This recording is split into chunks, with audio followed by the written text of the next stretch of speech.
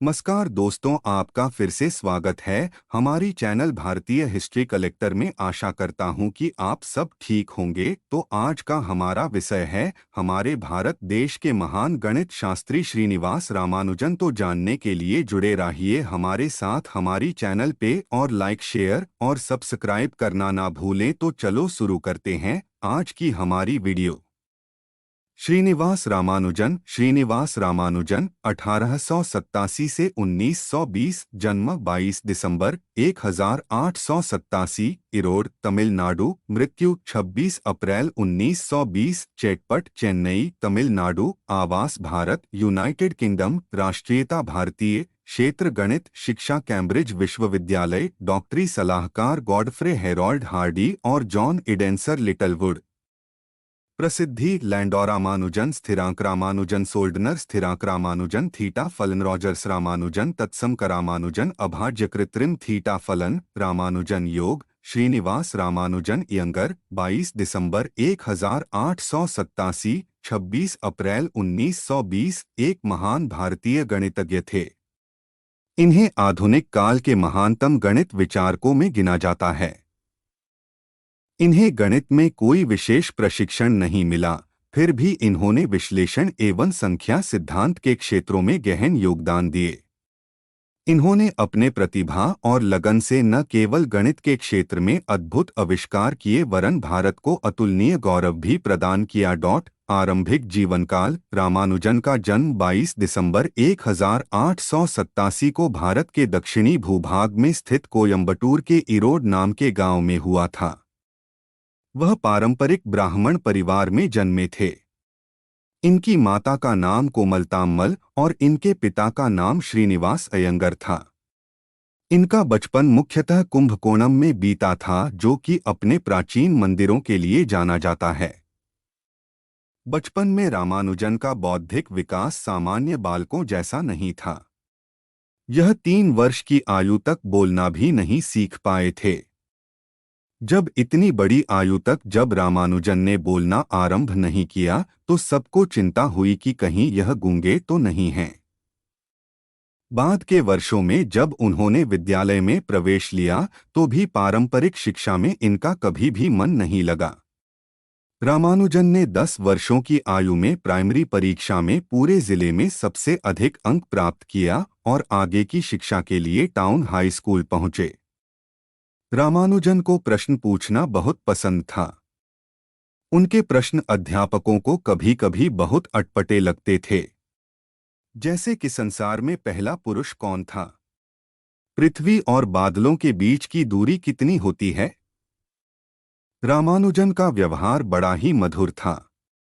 इनका सामान्य से कुछ अधिक स्थूल शरीर और जिज्ञासा से चमकती आंखें इन्हें एक अलग ही पहचान देती थीं। इनके सहपाठियों के अनुसार इनका व्यवहार इतना सौम्य था कि कोई इनसे नाराज हो ही नहीं सकता था। विद्यालय में इनकी प्रतिभा ने दूसरे विद्यार्थियों और शिक्षकों पर छाप छोड़ना आरंभ कर दिया। इन्होंने स्कूल के समय में ही कॉलेज के स्तर के गणित को पढ़ लिया था। एक बार इनके विद्यालय के प्रधानाध्यापक ने यह भी कहा था कि विद्यालय में होने वाली परीक्षाओं के मापदंड रामानुजन के लिए लागू नहीं होते हैं। हाई स्कूल की परीक्षा उत्तीर्ण करने के बाद इन्हें गणित और अंग्रेजी में अच्छे अंक लाने के कारण सुब्रमण्यम छात्रवृत्ति मिली और आगे कॉलेज की शिक्षा के लिए प्रवेश भी मिला। आगे एक परेशानी आई। रामानुजन का गणित के प्रति प्रेम इतना बढ़ गया था कि वे दूसरे विषयों पर ध्यान ही नहीं देते थे।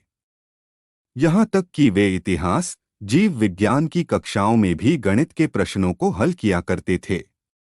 नतीजा यह हुआ कि 11वीं कक्षा की परीक्षा में वे गणित को छोड़कर बाकी सभी विषयों में फेल हो गए और परिणामस्वरूप उनको छात्रवृत्ति मिलनी बंद हो गई। एक तो घर की आर्थिक स्थिति खराब और ऊपर से छात्रवृत्ति भी नहीं मिल रही थी। रामानुजन के लिए यह बड़ा ही कठिन समय था।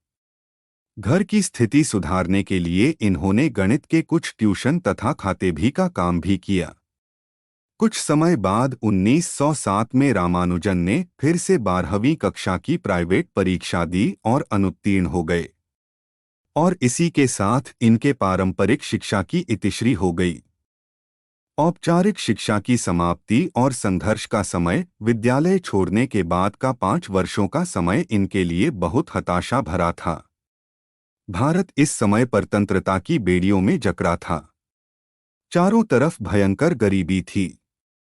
ऐसे समय में रामानुजन के पास न कोई नौकरी थी और न ही किसी संस्थान अथवा प्रोफेसर के साथ काम करने का मौका।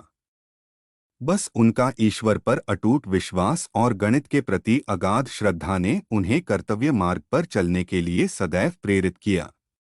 नामगिरी देवी रामानुजन के परिवार की इष्ट देवी थीं। उनके प्रति अटूट विश्वास ने उन्हें कहीं रुकने नहीं दिया और वे इतनी विपरीत परिस्थितियों में भी गणित के अपने शोध को चलाते रहे। इस समय रामानुजन को ट्यूशन से कुल 5 रुपए मासिक मिलते थे और इसी में गुजारा होता था। रामानुजन का यह जीवन काल बहुत कष्ट और दुख से भरा था। इन्हें हमेशा अपने भरण पोषण के लिए और अपनी शिक्षा को जारी रखने के लिए इधर उधर भटकना पड़ा और अनेक लोगों से असफल याचना भी करनी पड़ी। विवाह और गणित साधना। वर्ष 1908 में इनके माता पिता ने इनका विवाह जानकी नामक कन्या से कर दिया। विवाह हो जाने के बाद अब इनके लिए सब कुछ भूलकर गणित में डूबना संभव नहीं था। वे नौकरी की तलाश में मद्रास आए। 12वीं की परीक्षा उत्तीर्ण न होने की वजह से इन्हें नौकरी नहीं मिली और उनका स्वास्थ्य भी बुरी तरह गिर गया। अब डॉक्टर की सलाह पर इन्हें वापस अपने घर कुंभकोणम लौटना पड़ा। बीमारी से ठीक होने के बाद वे वापस मद्रास आए और फिर से नौकरी की तलाश शुरू कर दी। ये जब भी किसी से मिलते थे तो उसे अपना एक रजिस्टर दिखाते थे। इस रजिस्टर में इनके द्वारा गणित में किए गए सारे कार्य होते थे। इसी समय किसी के कहने पर रामानुजन वहां के deputy collector Shri V Ramaswamy Iyer से मिले। अय्यर गणित के बहुत बड़े विद्वान थे। यहाँ पर श्री अय्यर ने रामानुजन की प्रतिभा को पहचाना और जिलाधिकारी श्री रामचंद्र राव से कहकर इनके लिए 25 रुपए मासिक छात्रवृत्ति का प्रबंध भी कर दिया।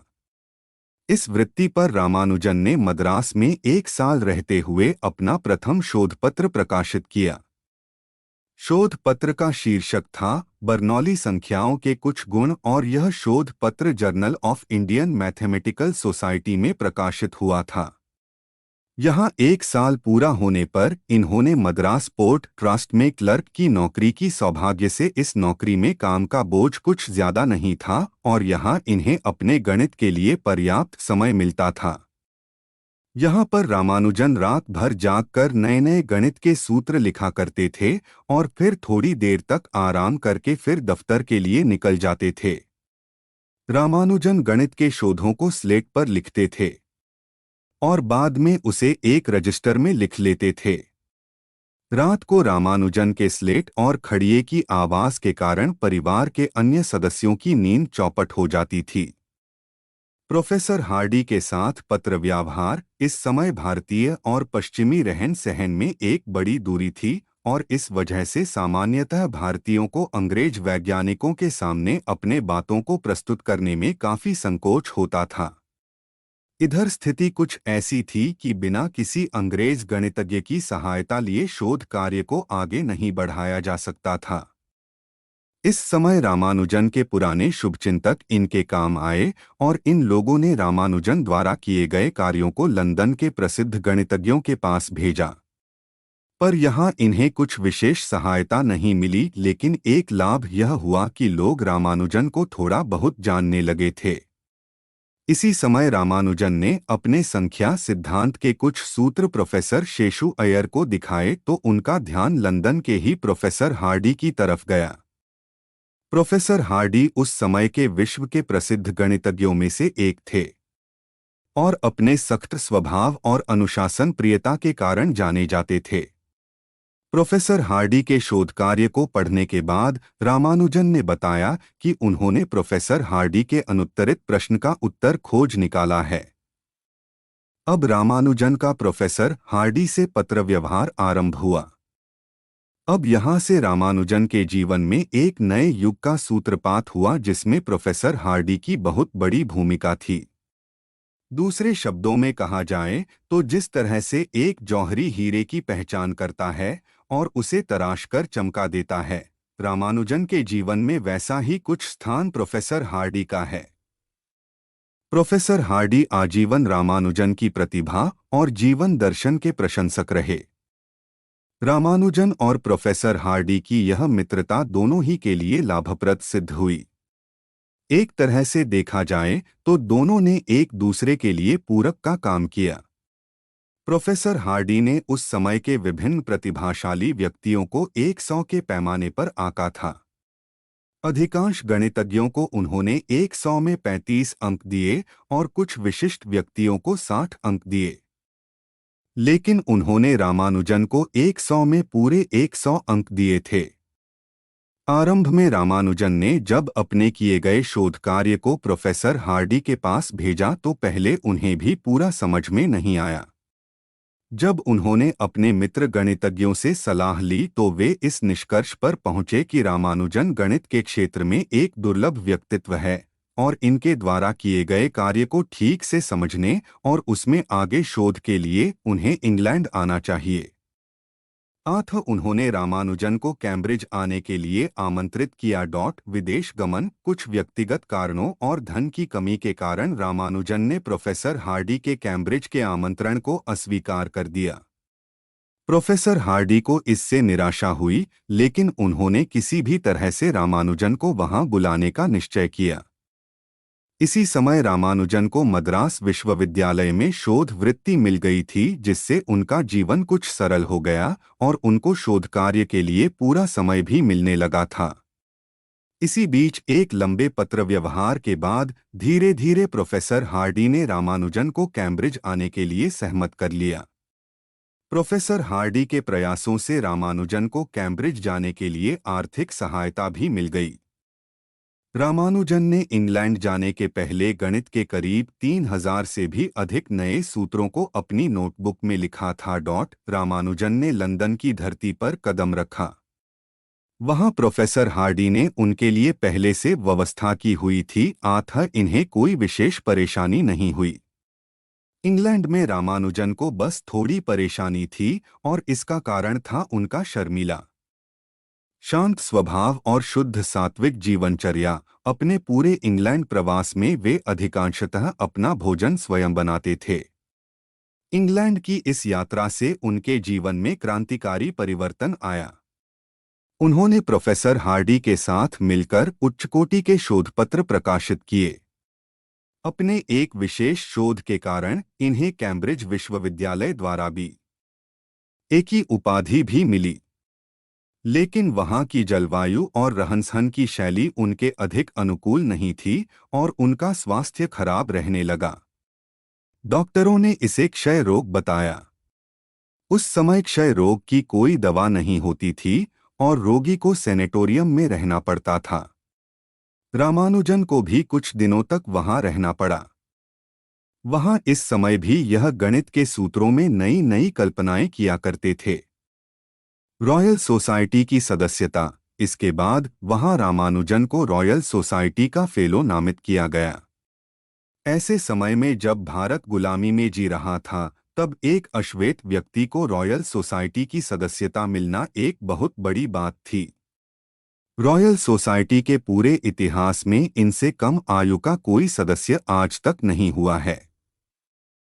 पूरे भारत में उनके शुभचिंतकों ने उत्सव मनाया और सभाएं की। रॉयल सोसाइटी की सदस्यता के बाद यह ट्रिनिटी कॉलेज की फेलोशिप पाने वाले पहले भारतीय भी बने।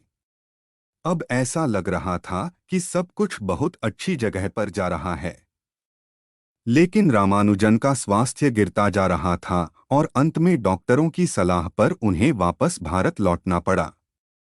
भारत आने पर इन्हें मद्रास विश्वविद्यालय में प्राध्यापक की नौकरी मिल गई और रामानुजन अध्यापन और शोध कार्य में पुनः रम गए। स्वदेश आगमन। भारत लौटने पर भी स्वास्थ्य ने इनका साथ नहीं दिया और हालत गंभीर होती जा रही थी।